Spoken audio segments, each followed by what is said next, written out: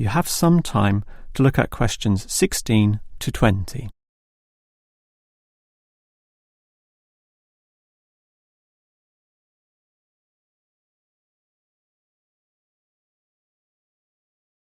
Now listen and answer questions 16 to 20.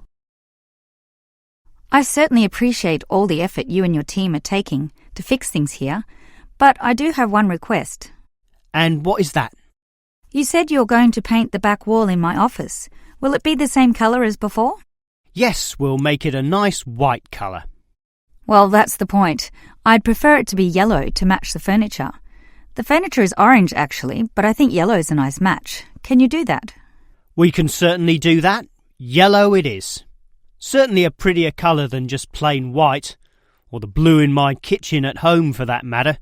And we can leave the paint can with you in case you need to do some touch-ups or if the stain reappears.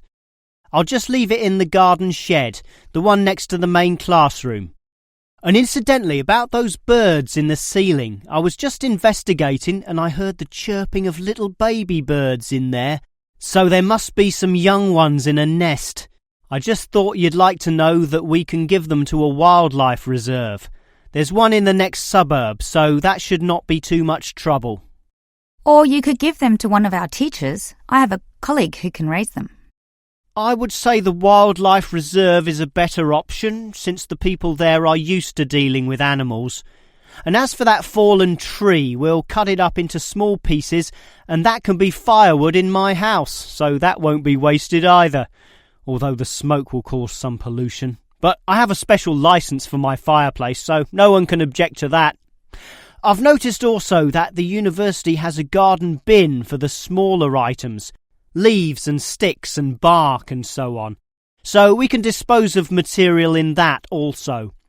You do have some waste piles out the back, but a proper garden bin means that the material will be recycled, and that's better for the environment, so you can rest assured we will use that.